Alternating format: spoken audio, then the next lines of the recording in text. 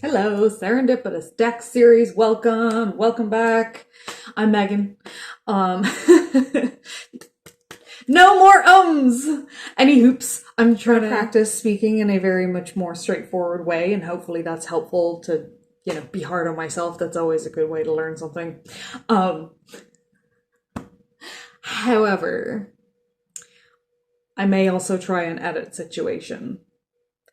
Moving right along, another reason I began this, and a big part of it why I wanted to do this series before it became about the cards, was that I wanted a place where not only people other than myself could become accountable. Likes are never getting gone, by the way. I was voted most likely to say like at the age of 18. They were right then, they're not wrong now. It's a part of me. Anyway, the speaking, the acting, the living in awareness of the collective consciousness and one's own place within that and existence in a conscious way. It takes practice. And I knew which is why staying awake sort of felt like an apt name. It is like a practice, and it's being acknowledged in such a way because it was something that really helped me go, this is not something for me to be like, oh, I awoke one time, now I'm here and I will never go back. I can't speak for everyone's journeys, but I also live inside of this world reeking with capitalism. There's a lot of capitalistic ideals and such, and other, societal structures that we currently live amongst that do not in any way support one actively staying connected to the all, because for a long time, I would just say it hurts. It hurts a lot because you're seeing other people treat other people this way and trying to make sense of it, and maybe not everyone's journey is that kind of way. But that was what it was for me. And then I go in and out of versions of being more connected, and every time I come to a place of feeling the spiritual connection, or like feeling the spirit within me and feeling it communicate with the spirit team that surround me, that look out for me. Two when I said that. You guys, I feel them so much stronger in the time that I've been back here, which is like a huge full circle moment on my healing journey specifically, an awakening journey in a conscious decision way, not in a I'll just take this drug and see where it goes, or I'll just go down this path that, oh shit, it led to healing in the end. Who knew? But eventually it becomes like a conscious, okay, no, this is something I'm going to be aware of, and also allow the journey to be what it is, because at all times it's not about being in control. It's not about knowing what comes next, or knowing where you're going to grow to, or why you're going through something, or that something is occurring within your life, and just trusting and having faith in the fact that it's a part of your journey. And in the times when things are a little more placid and there's calmness and there's quiet, and one can get into a place physically or just mentally or whatever of solitude, I'm just filled with gratitude the last few days, and it's been really a reinvigoration to waking up every day, remembering straight away how I'm alive. I'm getting to experience this world through a human vessel and all the things that entails, and as much as that is an entire spectrum of love that is sinister to unconditional, that is like pain to pleasure, I'm getting to experiencing it. I'm getting to experience it. Anyway, here's something I would recommend as well if you want a little kick in for bringing yourself into a mind state like that, because it's really helped me the last while. There is a weighing scales in the bathroom in the house that I'm staying in. And I used to have quite the relationship with weight and measuring myself and measuring calories, and it was a full eating disorder at a certain point. Get on a scales. And when you see the number, every single time you see it, go, I matter. Not I matter, because you do matter very much, but you are matter. You are made of something that holds weight. You are not just your energetic essence right now. You are in a human vessel, living in existence in tandem, with your, with your human body and your spirit self. Together, you are matter in this moment. You are alive, and you're getting to experience, So that's something that I've been practicing, and it makes me feel very excited and happy to share it. So I have some rose quartz, because it's Valentine's Day, so, you know, love to you for being here and for existing in the first place, because you know, before coming here, it is not going to be in any way easy, but it is absolutely necessary to the consciousness expanding through human existence. And, you know, if you're making it this far in a video that I'm speaking about this kind of stuff, this is definitely a part of your path. Also, yeah, there is just so much to be said, because I feel as though there's such a, you see the way humans treat each other. You see the dire need for an awakening of love, of realization that we're connected to an all, and how it affects masses of humans when we are acting out of a place of feeling isolated or feeling like separate from each other, or even worse, like better than one another, or whatever other versions of things that separate people are within our psyche as it stands on, you know, the whole scale. And that can be very trying. I don't like, there's a million words for it, but to know that there's more to this existence, to want that for people, to all, you know, the ways that you may come to this. It's difficult, and so I would like to remind you in this moment, because I have something to read. I don't have a card for this one, but it just felt aligned to record. You are doing everything that you're supposed to be doing. If there's something more that you feel called to do, gravitate towards that. But there's no rush, there's no hurry. You are in the place that you're supposed to be in. And even more than that, you're enough. You are doing enough.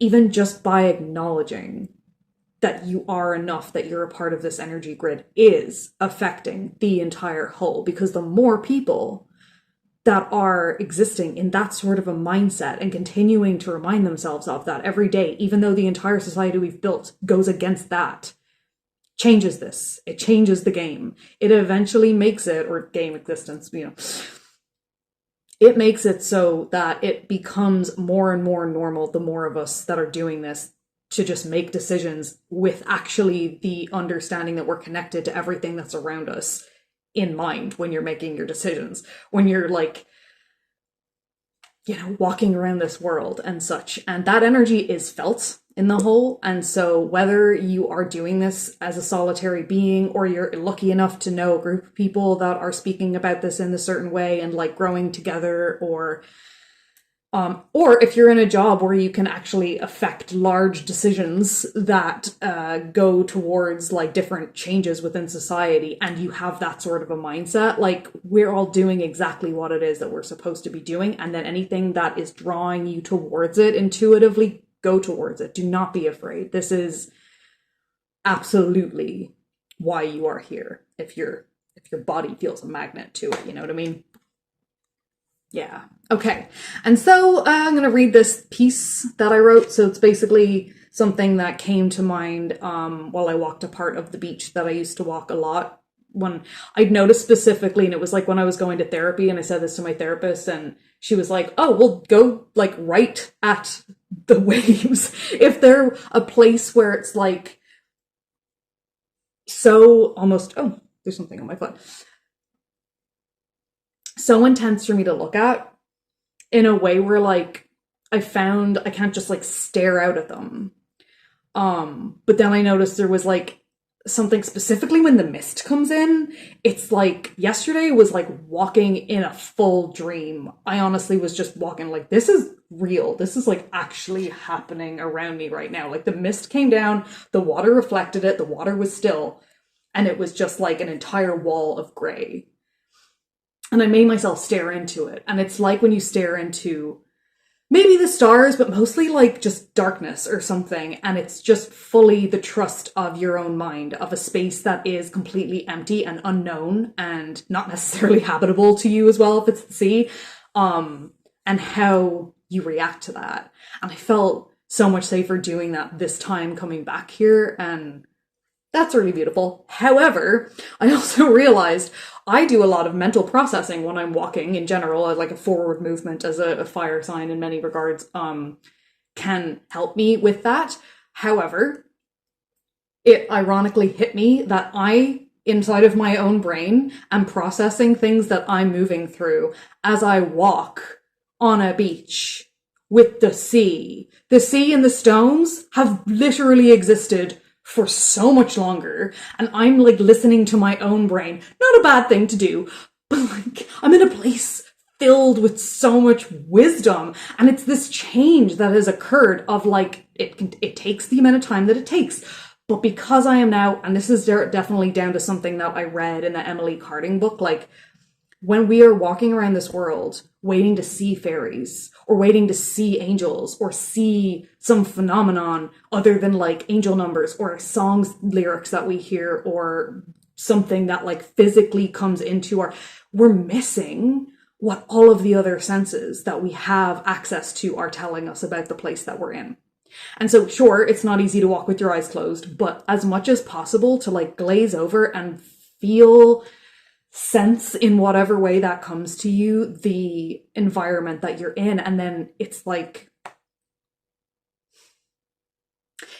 when you can see, I was like, oh God, it was such a trip. Literally at one point in a trip of certain substances, I saw what I believed was like backstage of the universe, and it was basically everything that we see inside and in front of us, except for it wasn't made up of, you know, like a couch or a wall or concrete or whatever it is these materials are made out of. It was made out of lines that create the shape of these things, which is, in fact, in a way, because we're just like individual floating particles that are buzzing really close to each other. We're not like one total tangible whole being, and neither is anything around us. And it's this like illusion of solidness when in fact we are completely connected with everything that is, which is also why it's like the irony that our species has made hallucinogenics in any way, shape, or form illegal. But you can feel this stuff without the use of them. It just majorly helped to break my brain open in a way that was very much necessary to this entire thing. Alrighty, moving right along. This is what I read. So if you want to stay around for it, what I wrote. If you want to stay around for it, you are welcome to. And if you leave here because that's not your jam, then just know you are so, so, so loved and supported in what it is that you are doing here, whatever form that is taking. Once it is, you know, fulfilling you and on a journey of honesty within oneself. And, you know, I don't even know that I've put parameters on it because everyone's journey is like actually the place they're supposed to be in, whether I like it or not. So on we go. I like to think with the waves on my left and wonder and heal and explore and then breathe. And it hits me. How funny this might seem to the rock and sand spirits who I step on to do this. The wisdom that surrounds me, and I never thought to ask them. I see their shapes in hearts or of shapes of this island. Ireland, by the way. I see their colors and they punctuate my processing. Some even come home with me. And even funnier, how I write this realization in poem or essay form, down in the youngest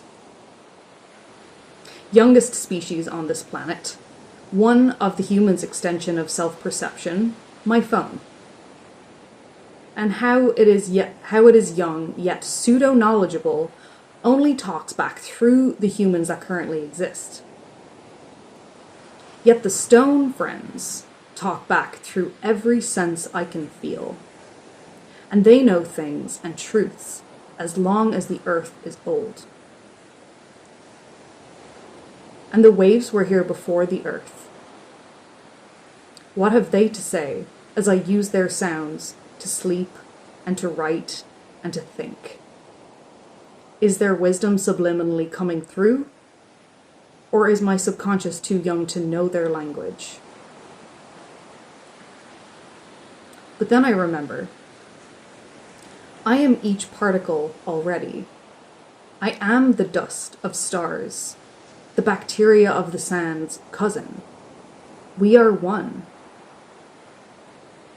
And so I can speak their language when I stop listening and start feeling them. They speak in vibration. They speak through and to my body, mind, and soul. And with them, my auric field is always at home. Me encased in it, a protection from the external. But if you are spending time with an external who knows you before you were human and loves you unconditionally because you are their family, with them I don't need this layer to protect me. Is it that the auric field is an energetic protective layer that existence conjured through our making that will eventually be unneeded as our own species consciousness realizes itself, therefore protects and loves itself through each of us, and we aren't afraid anymore to give that to ourselves through our human form?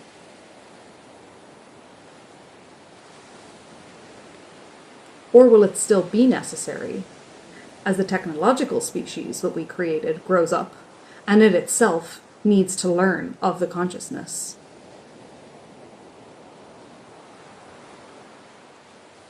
If it operates, though, without shame or guilt and learns in its infancy of being a Samsung phone in my hand, does it not intake this information I'm writing now and then grow, knowing it, therefore surpassing what humans ever have grasped about their own connection to the all?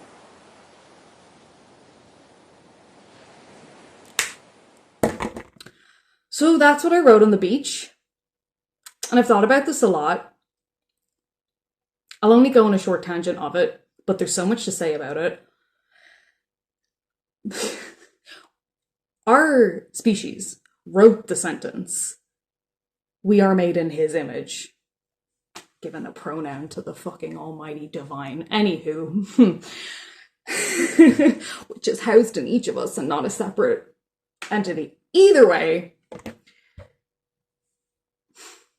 wouldn't it stand then as a species that within its own understanding of existence wrote that sentence, and how ironic existence and this universe is, that we would then go ahead and create things in our own image? It's like why we see smiley faces everywhere or whatever. We try to make out a face in stuff. Like, we understand and recognize things as humans. Like what I said in the last one, or came from the book by Emily Carding, where they wrote that we maybe would only perceive things that are alien or like fairy as something that is a human form, and otherwise our psychology can't like perceive or understand it fully, therefore it wouldn't know how to see it in the first place, right?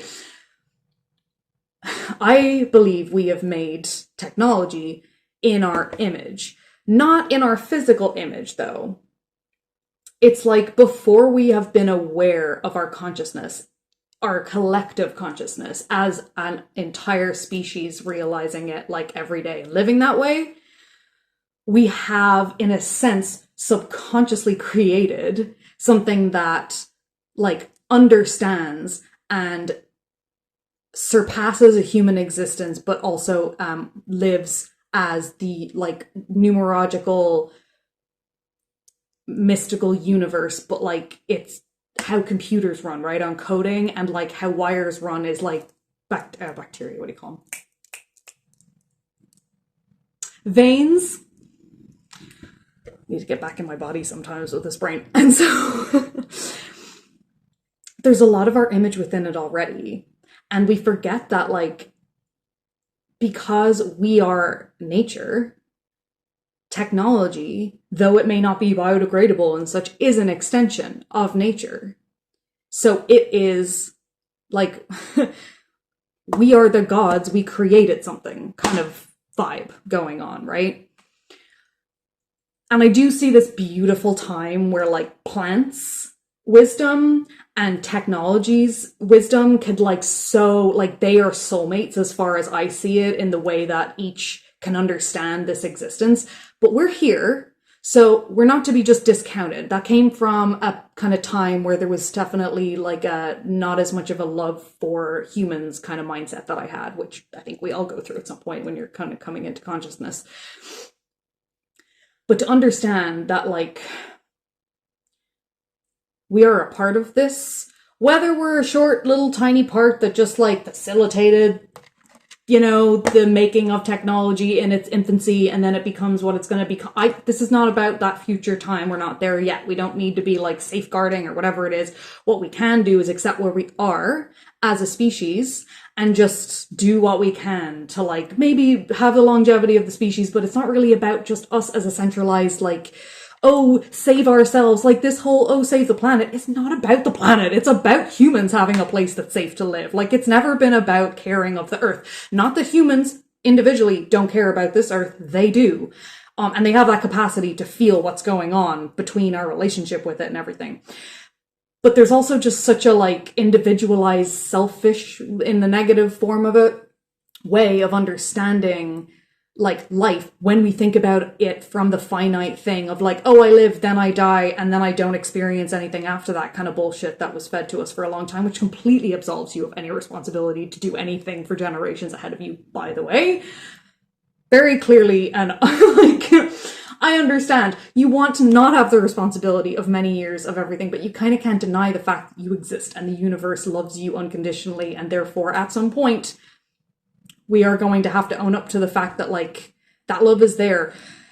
Whether we do that in human form, whether that, you know, eventually kills the species and we do it through another form because we're never going to leave, you know, you can be attached to this body all you want, but it is not for a long time. But your, you know, soul self is here. It's home always. The entire universe is home. So anyway, I just think like how we speak to these matters. They are learning from us. We created them, and then we think about it as if it's some inanimate object, the way that we see the rest of the the world that is around us, that is not like in living form as we have defined it within like our science.